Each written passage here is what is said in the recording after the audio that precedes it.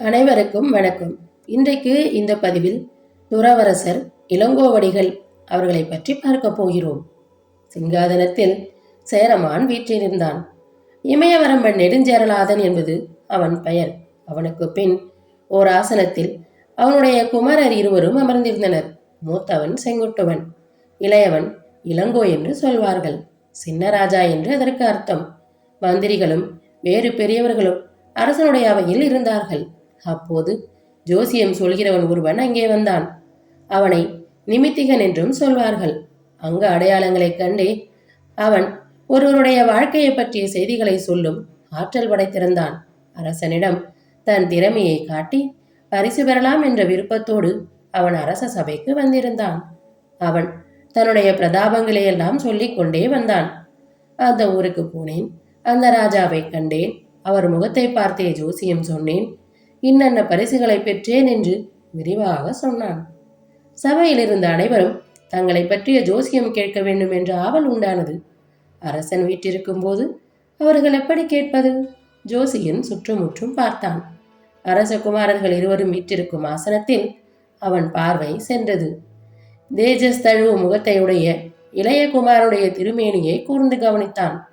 அவரை பற்றி ஜோசியம் சொல்ல தொடங்கினான். அரசே, இதோ வீற்றிருக்கிறாரே, இவருடைய அங்க அடையாளங்களை பார்த்தேன். இவர் ஓர் அரசுக்கு தலைவராவார். அதற்கு ஏற்ற குறிகள் இவர் முகத்தில் காணப்படுகின்றன என்று சொன்னான். அதை கேட்டு சபையில் உள்ளவர்கள் திடுக்கிட்டார்கள். இவன் இவ்வளவு தைரியமாக பேசுகிறானே, யாரிடம் எதை சொல்கிறோம் என்று யோசித்து பேச வேண்டாமா என்று பெரியவர்கள் எண்ணினார்கள். மூத்த குமாரனாகிய செங்குவட்டனுக்கு இளவரசு பட்டம் கட்டியிருந்தான் அரசன். அவனே நெடுஞ்சேரலாதனுக்கு பின் அரசனாக வருவதற்கு உரிமை உடையவன். அதுதான் முறை. அப்படி இருக்க அவன் தம்பிக்கு எப்படி அரசு கிடைக்கும்? ஒரு கால் செங்குட்டுவன் குறையாயுள் பெற்றவனோ? அப்படியானால் இந்த பைத்தியம் அதை இவ்வளவு பேருக்கு நடுவில் சொல்லலாமோ என்று சிலர் கவலைப்பட்டார்கள். சில கணங்கள் சபையில் எவரும் ஒன்றும் பேசவில்லை. அரசனும் ஒன்றும் சொல்லவில்லை. செங்குட்டுவன் என்ன எண்ணினான் என்பதையும் தெரிந்து கொள்ள முடியவில்லை. ஆனால் இளங்கோவின் முகம் மாத்திரம் சிவந்தது. கண் கனலை கக்கியது. அவர் அந்த நிமித்தங்களை நோக்கி, நீர் பெரிய ஆருடம் சொல்லிவிட்டதாக எண்ணி பெருமை அடைய வேண்டாம். உம்முடைய ஜோசியத்தை நான் பொய்யாக்கப் போகிறேன் என்று சொன்னார். அவர் குரலில் கோபம் துணிந்தது. சபையினர் அவரையே கவனித்துக் கொண்டிருந்தார்கள். இந்த தர்ம சங்கடமான நிலையில் அவர் என்ன சொல்லப் போகிறாரோ என்று எல்லோரும் காதை நெறித்துக் கொண்டு கேட்டார்கள். நீர் முறையறியாமல் கூறினீர். என் தமையனார் இருக்கும்போது நான் அரசை பெறுவதாவது? அப்படி எந்த காரணத்தாலும் நேர இடம் நேராது. இதோ நான் சொல்வதை யாவரும் கேளுங்கள்.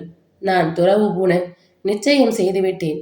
எனக்கும் இந்த குடிக்கும் உள்ள உறவு முறையையும் துறந்துவிட்டேன். ஞான பேரரசை கைகொள்ளும் முயற்சியில் ஈடுபட்டு தவம் புரிந்து என் வாழ்நாளை கழிப்பேன். செங்குட்டுவன் இந்த நிமித்திகன் பேச்சை பொருளாக கருத வேண்டாம் என்று சிங்கம் முழங்குவது போல் அவர் பேசினார். சபையில் உள்ள மிக்க அமைதியுடன் அதை கேட்டனர். சேர அரசன் பிரமித்து போனான். செங்குட்டுவனோ ஒன்றும் தெரியாமல் விழித்தான். இதோ இப்போதே அரசர் பெருமானிடம் விடைபெற்றுக் கொள்கிறேன். இனி எனக்கு இருப்பிடம் அரண்மனை அல்ல, இந்த மாநகரத்தின் கீழ்வாயிலில் உள்ள மடம் இருக்கிறதே, அதுவே என் வாழ்க்கையிடமாக இருக்கும் என்று சொல்லி புறப்பட்டார் அவர். இப்படி துறவு பூண்டவரே இளங்கோவடிகள் எனும் புலவர். அவர் சேரர்குலத்தில் உதித்தாலும் அரச குமாரர்களாகிய இன்ப வாழ்க்கையில் ஈடுபடாமல் அதை தியாகம் செய்துவிட்டு தவ வாழ்க்கையை மேற்கொண்டார். அதனால் அவருக்கு இளங்கோவடிகள் என்ற பெயர் உண்டாயிற்று. இப்பொழுதெல்லாம் சுவாமிகள் என்று சொல்வதில்லையா? அதே பொருளுடையதுதான் அடிகள் என்று சொல்லும். இளங்கோவடிகள் நல்ல தமிழ் புலமை உடையவர். கோவலன் கண்ணகி கதையை அழகிய காவியமாக பாடினார். அதற்கு சிலப்பதிகாரம் என்று பெயர். தமிழ்நாட்டில் இருந்த சேர, சோழ, பாண்டியர் என்னும் 3 மன்னர்களை பற்றியும் 3 நாடுகளை பற்றியும் அவர் விருப்பு வெறுப்பு இல்லாமல் பாடியிருக்கிறார்.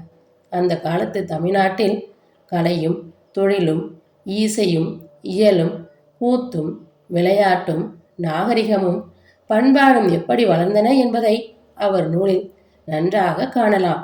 அதில் இயல், இசை, நாடகம் என்ற 3 வகையான தமிழும் இருப்பதனால் அதை முத்தமிழ் காப்பியம் என்று சொல்வார்கள். கண்ணகியினுடைய பெருமையை அது மிக நன்றாக எடுத்து சொல்கிறது. இளங்கோவடிகள் மண்ணையாலும் அரசை துறந்தாலும் ஞான செல்வத்தை எட்டினார். புவியரசராக வாழாவிட்டாலும் கவியரசராக வாழ்ந்தார். அதைவிட பெருமை வேறு ஒன்று உண்டா? இத்துடன் இந்த கதை நிறைவடைகிறது. அடுத்து வரும் பதிவில் மற்றும் ஒரு நல்ல கதையுடன் சந்திப்போம். நன்றி, வணக்கம்.